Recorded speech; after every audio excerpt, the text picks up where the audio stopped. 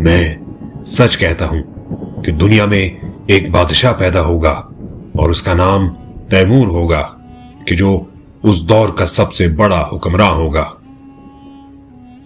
چنگیز خان کی اولاد سے تعلق رکھنے والا بادشاہ تیمور لنگ تاریخ میں اس دور کا ایک انتہائی ظالم اور جابر بادشاہ تصور کیا جاتا ہے۔ ایشیائے وسطی کے میدانوں سے نکل کر اس نے ترکی، افغانستان، ایران اور ہندوستان کی جانب کئی حملے کیے۔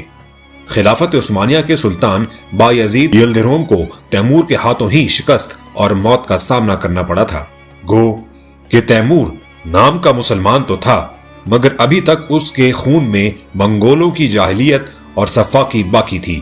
اس کے زیادہ تر حملے مسلمانوں ہی کے علاقوں پر ہوئے اور اس کے ہاتھوں ترکی سے لے کر ہندوستان تک لاکھوں مسلمانوں کا خون بہا۔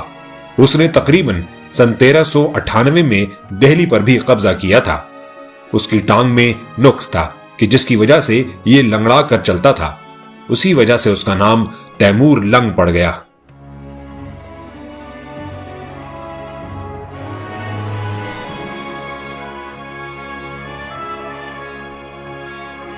تیمور اور بابر کے درمیان نعمت اللہ شاہ ولی اور کئی بادشاہوں کا ذکر بھی کرتے ہیں، لیکن اختصار کے لیے ہم تیمور کے بعد بابر پر آتے ہیں۔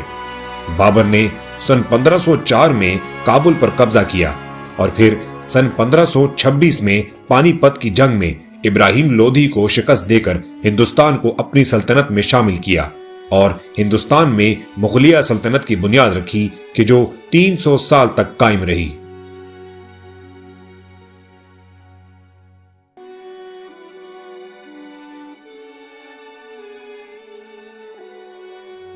یہ ابراہیم وہی ابراہیم لودھی ہے کہ جسے بابر نے پانی پت کے میدان میں شکست دی تھی۔ اس کے باپ کا نام سکندر لودھی تھا کہ جس کا ذکر بھی نعمت اللہ شاہ ولی کرتے ہیں۔ ابراہیم لودھی دہلی کے سلاطین میں سے تھا اور اس کے دور میں بڑا فتنہ، فساد اور انارکی پھیل چکی تھی۔ اس کی کمزور حکومت کا خاتمہ بابر کے ہاتھوں پانی پت کے میدان میں ہوا۔ اس سلسلے میں بابر کے اس مشہور واقعے کا ہم ذکر کرنا چاہیں گے کہ جب بابر نے اپنے شراب کے سارے برتن توڑ ڈالے اور اللہ سے توبہ کی کہ اگر مجھے اس جنگ میں فتح ہوئی تو میں کبھی شراب کو ہاتھ نہیں لگاؤں گا، چنانچہ اللہ نے اسے پانی پت کی جنگ میں فتح دی اور نتیجتاً دہلی کے تخت پر اس کا قبضہ ہوا۔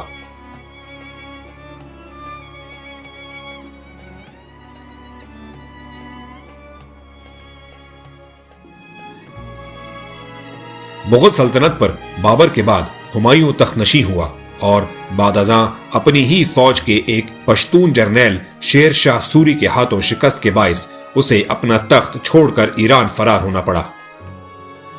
شیر شاہ سوری ایک انتہائی قابل اور منتظم سپہ سالار تھا کہ جس نے تقریباً 3 سال کے مختصر عرصے میں ہی ہندوستان کی شکل بدل کر رکھ دی تھی۔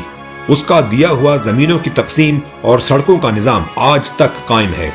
پاکستان میں مشہور جی ٹی روڈ بھی شیر شاہ سوری کی ہی قائم کردہ ہے کہ جو اس کے دور میں پشاور سے لے کر بنگال تک آمد و رفت کے لیے استعمال ہوتی تھی۔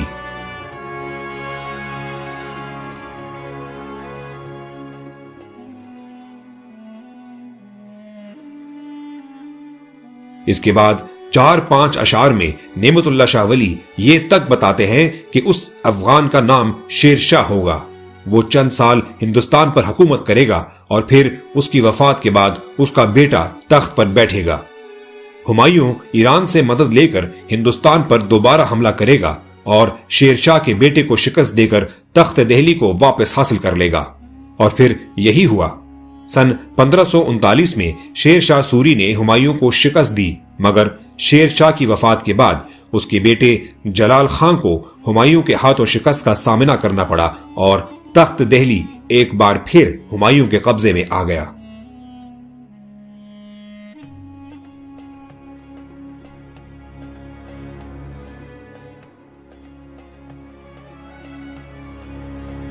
جلال الدین اکبر نے سن 1556 سے سن 1605 تک ہندوستان پر حکومت کی۔ اکبر ہندوستان میں انتہائی طاقتور بادشاہ کی حیثیت سے ابھرا، لیکن ساتھ ہی ساتھ اس نے نئے مذہب کا فتنہ بھی پیدا کیا کہ جسے دین الہی کا نام دیا گیا۔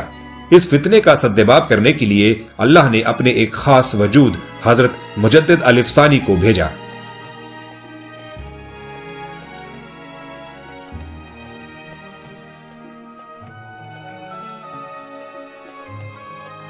ناقابل یقین طور پر مغل بادشاہوں کی ترتیب ایک ایک کر کے بتائی جا رہی ہے۔ کہتے ہیں کہ جہانگیر ایک عظیم بادشاہ کے طور پر راج کرے گا۔ چنانچہ یہی ہوا اور جہانگیر نے سن 1605 سے سن 1627 تک شاندار طریقے سے حکومت کی۔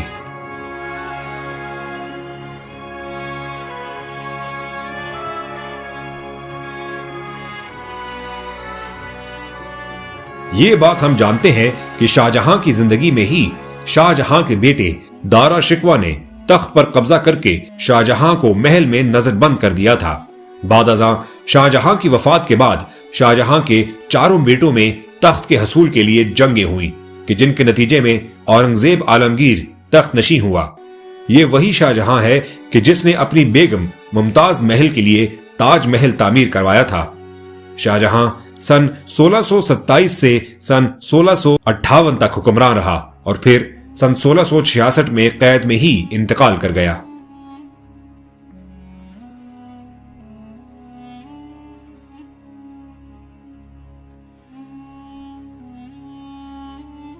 اس کے بعد نعمت اللہ تیزی سے ایک کے بعد ایک بادشاہ کا نام بتاتے ہیں۔ کہتے ہیں کہ ایک بادشاہ ہوگا کہ جس کا نام معظم ہوگا۔ معظم سن 1707 سے سن 1712 تک حکمران رہا۔ اس کے رخصت ہونے کے بعد اس کا بیٹا فرخ سیار سن 1713 سے سن 1719 تک ظاہر ہوا۔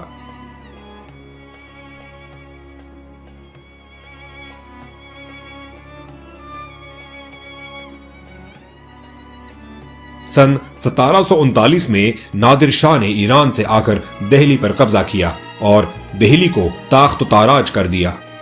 مغل حکومت اس وقت انتہائی کمزور ہو چکی تھی اور نادر شاہ کے اس حملے کی وجہ سے اس کی رہی سہی کمر بھی ٹوٹ گئی۔ یہی وہ دور تھا کہ جب انگریزوں نے ہندوستان میں قدم جمانے شروع کر دیے تھے اور بنگال ان کا پہلا ہدف تھا۔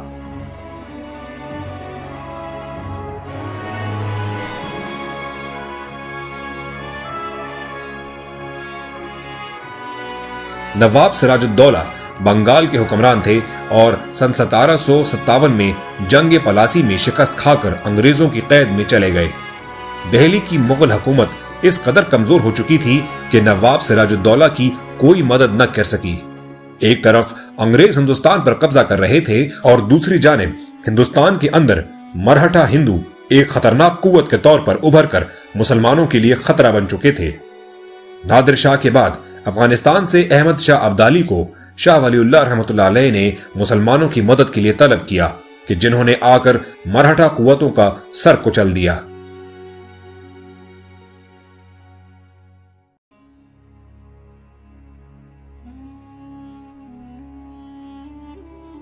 نعمت اللہ شاہ نے اپنے اشعار میں بابا گرو نانک کا بھی ذکر کیا کہ جنہوں نے سکھ مذہب کی بنیاد رکھی۔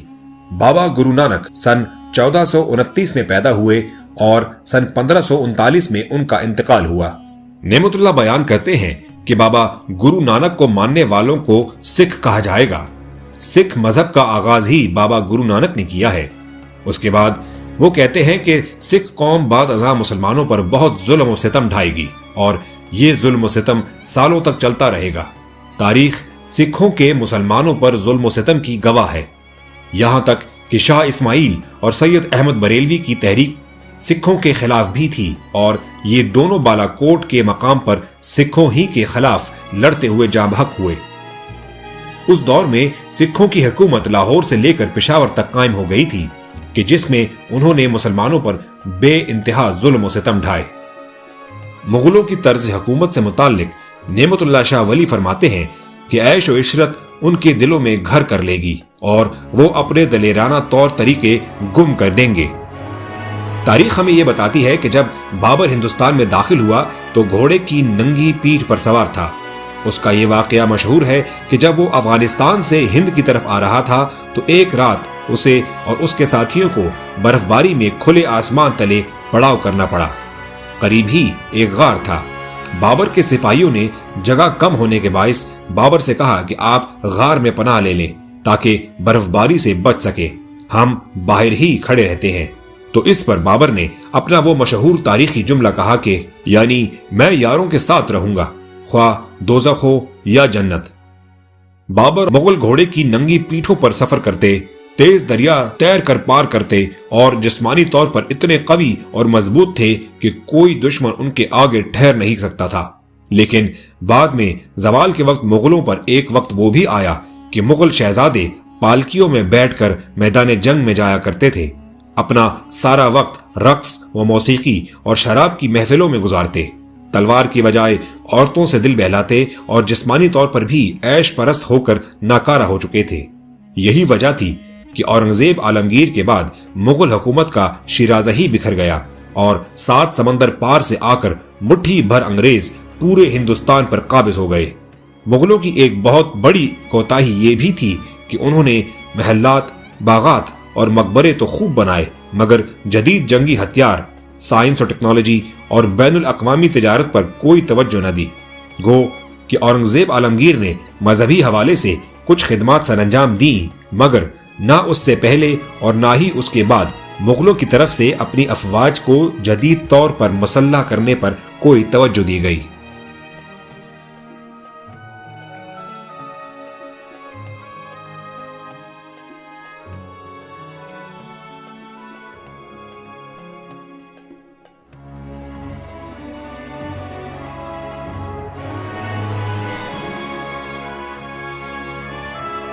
اصحاب کہف کا واقعہ قرآن میں بیان ہوا ہے کہ جس کے مطابق اصحاب کہف 300 سال سے کچھ زائد ایک غار میں گم رہے تھے۔ نعمت اللہ شاہ ولی نے اسی مثال کو مغلوں کی حکومت سے بھی تشبیہ دی ہے کہ جو 300 سال تک حکومت کرنے کے بعد صفائے ہستی سے مٹا دیے گئے۔ انگریزوں نے مغل خاندان کا نام و نشان ہی مٹا دیا۔ سن 1857 کی جنگ آزادی کے بعد مغل شہزادوں اور شہزادیوں کا حال یہ ہوا کہ وہ گلیوں میں بھیک مانگتے پھرتے تھے اور انگریزوں سے چھپا کرتے تھے۔ آج بھی آخری مغل بادشاہ بہادر شاہ ظفر کی بچی کچی اولادیں کلکتہ کی غلیظ آبادیوں میں انتہائی قسم پرسی کی حالت میں زندگی گزار رہی ہیں۔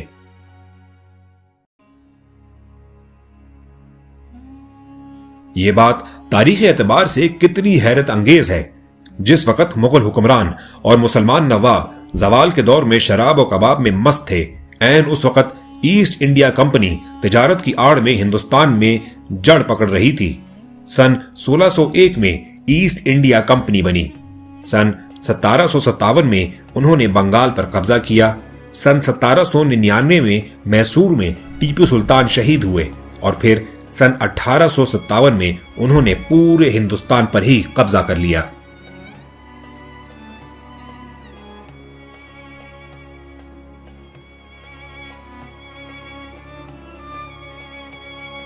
سن 1757 میں نواب سراج الدولہ کی شکست کے بعد ایسٹ انڈیا کمپنی نے اپنا سکہ جاری کر دیا۔ یوں ایک کے بعد ایک علاقہ فتح کرتے ہوئے ہندوستان کی مختلف اقوام کو آپس میں لڑواتے ہوئے انگریز آگے بڑھتے رہے، تاکہ سن 1857 میں پورے ہندوستان پر ان کا قبضہ ہو گیا۔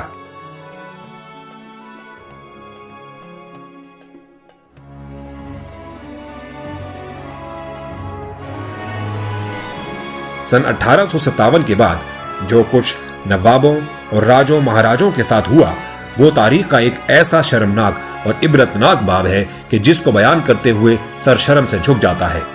قابض انگریز فوج نے ہندوستان کے مسلمانوں سے شدید انتقام لیا۔ یہ فیصلہ کر لیا گیا کہ اب ہندوستان میں 1000 سال سے زائد حکومت کرنے والی مسلمان قوم کی پوری تاریخ، تہذیب، زبان اور دین کو ہی تبدیل کر دیا جائے گا۔ لاکھوں مسلمانوں کو بے رحمی سے قتل کیا گیا، خواتین کی آبرو ریزی کی گئی، دینی مدارس بند کر دیے گئے، لاکھوں علماء اور اشرافیہ کو زندہ جلا دیا گیا، حریت پسندوں کو توپوں کے آگے باندھ کر اڑا دیا گیا اور اسلامی اقدار، قوانین اور زبان کی دھجیاں بکھیر دی گئی۔ بہادر شاہ ظفر کو ملک بدر کر کے رنگون بھیج دیا گیا۔ انگریزوں کو بغاوت برپا ہونے کا اس قدر اندیشہ رہتا تھا کہ سن 1931 تک بہادر شاہ ظفر کی قبر پر پیرا لگا کے رکھتے تھے کہ کہیں ہندوستانی اس کی قبر پر جمع ہو کر کوئی تحریک نہ برپا کر دے۔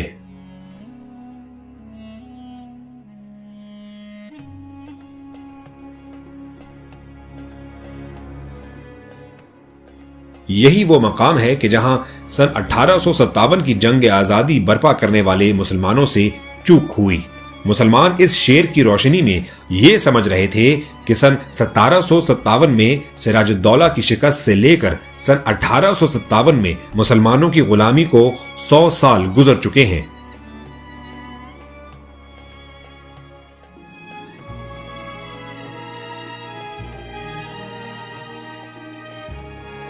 یعنی جہاں مسلمان 1000 سال تک حکومت کرتے رہے، وہاں اب عیسائی حکومت کریں گے۔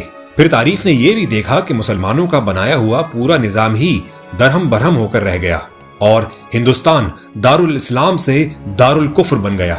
یہ اتنا بڑا بحران تھا کہ مسلمان علماء کے پاس اس مسئلے کا کوئی جواب ہی موجود نہ تھا کہ جب اتنا وسیع علاقہ دارالکفر بن جائے تو کیا مسلمان ہجرت کر جائیں یا وہیں رہیں؟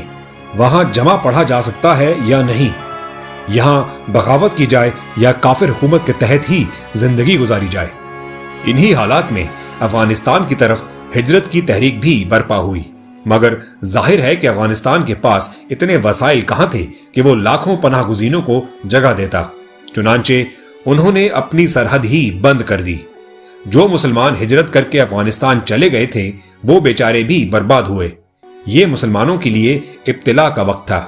یہی وہ دور ہے کہ جب ایک طرف خلافت عثمانیہ تباہ ہو رہی تھی اور دوسری جانب مغل سلطنت تباہ ہو چکی تھی۔ پورا ایشیا وسطی، سمرقند، بخارا اور تاشقند جیسے عظیم شہر بھی روسی غلامی میں جا چکے تھے۔ پورے عالم اسلام پر ایک گھٹا ٹوپ اندھیرا چھایا ہوا تھا اور کوئی مسلمان حکمران، عالم یا دانشور نظر نہیں آتا تھا کہ جو امت کو اس گمراہی اور ذلت سے نکال سکے۔ اسی تاریکی کے دور میں بالآخر اللہ کی رحمت نے جوش مارا اور ہند میں درویش وقت علامہ اقبال رحمۃ اللہ علیہ اپنے انقلابی پیغام اور امت کے احیاء کی خوشخبری لے کر تشریف لائے۔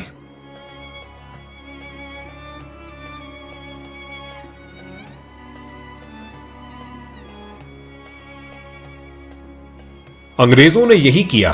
انہوں نے یک لخت پڑھے لکھے کی تعریف ہی بدل دی۔ اب وہ شخص پڑھا لکھا شمار ہوتا تھا کہ جو انگریزی جانتا ہو۔ وہ علماء کہ جو اپنی زندگیوں کے 18 سے 20 سال لگا کر فقہ، تفسیر اور علم حدیث سیکھے ہوئے تھے، وہ اب جاہل قرار پائے۔ چنانچہ نوکریوں اور دیگر اقتصادی فوائد کے دروازے صرف ان پر کھول دیے گئے کہ جو انگریزی تعلیم پڑھے ہوئے تھے۔ لارڈ میکالے نے ہندوستان کے لیے ایک نیا نظام تعلیم وضع کیا اور کہا کہ ہم ایک ایسا نظام تعلیم لائیں گے جس سے نکلنے کے بعد ایک شخص مغرب سے آنے والی ہر چیز، ہر نظریے اور فکر کو اعلیٰ تصور کرے گا اور اپنی تہذیب، تمدن اور زبان سے نفرت کرے گا۔ چنانچہ میکالے کی بنائے ہوئے اسی تعلیمی نظام کے نتیجے میں وہ کالا صاحب پیدا ہوا کہ جس کا رنگ تو گہرا تھا مگر اندر سے وہ مکمل انگریز تھا۔ پاکستان بننے سے لے کر آج تک پاکستان میں یہی سامراجی نظام تعلیم رائج ہے۔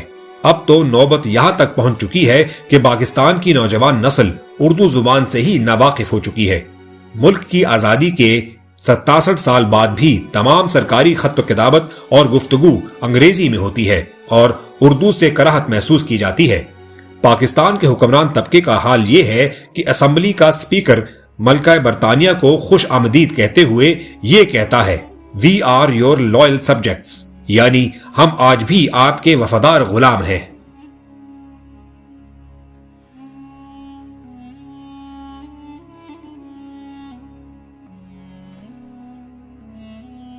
یہ جنگ فروری 1904 سے ستمبر 1905 کے درمیان ہوئی۔ روس اور جاپان کے درمیان ہونے والی اس جنگ کا مقصد کوریا اور منچوریا کے علاقوں پر تسلط تھا۔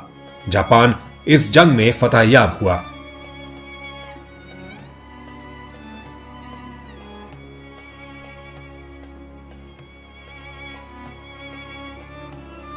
اس تعاون کا ذکر قدرت اللہ شہاب نے اپنی کتاب شہاب نامے میں بھی کیا ہے اور 19ویں صدی کے اواخر اور 20ویں صدی کے آغاز میں بہت بڑا قحط بھی نازل ہوا تھا اور ہزاروں لاکھوں جانیں اس میں ضائع ہوئی تھیں۔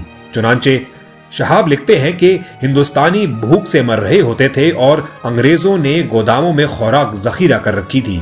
چنانچہ اس قحط سے جانوں کے ضیاع میں انگریزوں کا بہت بڑا ہاتھ تھا۔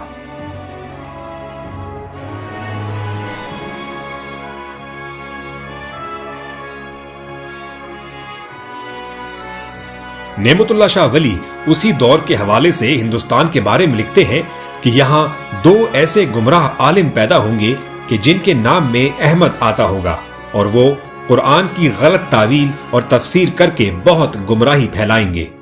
ایک احمد کے بارے میں تو کسی کو کوئی شبہ نہیں ہے، یعنی مرزا غلام احمد قادیانی، کہ جس نے بہت بڑا فتنہ اور گمراہی پیدا کی۔ دوسرے احمد کے بارے میں ہمیں اشارہ شاعر مشرق علامہ محمد اقبال کی طرف سے ملتا ہے۔ کلیات اقبال میں علامہ اقبال نے نام لے کر حسین احمد مدنی کو ابو لہب کا پیروکار کہا تھا، کہ جو قیام پاکستان کی مخالفت کر رہا تھا اور ہندو مشرکوں کی حمایت میں امت رسول صلی اللہ علیہ وآلہ وسلم سے غداری کا مرتکب تھا۔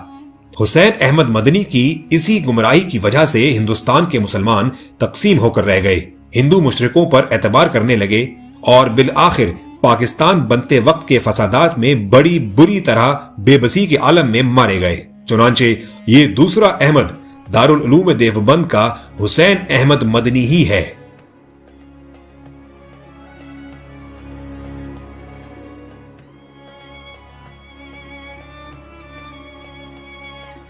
یہ تمام علاقے وسطی ایشیا کے ہیں۔ 19ویں صدی کے آخر اور 20ویں صدی کے شروع میں، کہ جسے دی گریٹ گیم پیریڈ بھی کہا جاتا ہے، روس ازبکستان، تاجکستان اور قفقاز وغیرہ کے علاقوں پر قبضہ کر رہا تھا۔ پورے ایشیا وسطی کو 19ویں صدی کے دوران ہی روسیوں نے فتح کیا اور صدیوں پرانی اسلامی تہذیب تباہ و برباد ہو کر رہ گئی۔ امام شامل قفقاز اور شیشتان کے علاقوں میں 30 برس تک روسیوں کے خلاف تحریک مزاحمت برپا کرنے کے بعد امام شامل قفقاز اور شیشتان کے علاقوں میں 30 برس تک روسیوں کے خلاف تحریک مزاحمت برپا کرنے کے بعد وہاں سے نکال دیے جاتے ہیں اور اپنی باقی زندگی مدینہ منورہ میں گزارتے ہیں۔ مشہور روسی مصنف لیو ٹالسٹائے نے اپنا ناول حاجی مراد اسی دور میں روسی سامراج کے خلاف مسلم مجاہدین کی تحریک مزاحمت پر تحریر کیا ہے۔ 19ویں صدی کے آخر میں ترکی میں سلطان عبدالحمید حکمران تھے۔ اس دور میں سلطنت عثمانیہ کو یورپ کا مرد بیمار کہا جاتا تھا اور یہ سلطنت مختلف یورپی طاقتوں کی طرف سے حملوں کی زد میں تھی۔ سلطان عبدالحمید ایک انتہائی غیرت مند حکمران تھے۔ اس وقت انگلستان اور فرانس نے رسول اللہ صلی اللہ علیہ وآلہ وسلم اور صحابہ کے حوالے سے توہین آمیز ڈرامے بنوائے۔ سلطان نے اپنی سلطنت کی تمام تر کمزوری کے باوجود دینی غیرت کا مظاہرہ کرتے ہوئے انگلستان اور فرانس کے سفیروں کو طلب کیا اور ان سے عسکری یونیفارم میں ملاقات کی، میز پر اپنی تلوار رکھی اور ان کو دھمکی دی کہ اگر وہ ڈرامے تم نے لندن اور پیرس میں بند نہ کروائے تو خلافت عثمانیہ تمہارے خلاف اعلان جنگ کر دے گی۔ اس دھمکی کا اتنا اثر ہوا کہ توہین رسالت کی یہ ناپاک جسارت فوراً ہی دم توڑ گئی۔ اسی طرح یہودیوں نے سلطان عبدالحمید سے کہا کہ آپ فلسطین کا علاقہ ہمیں فروخت کر دیجئے۔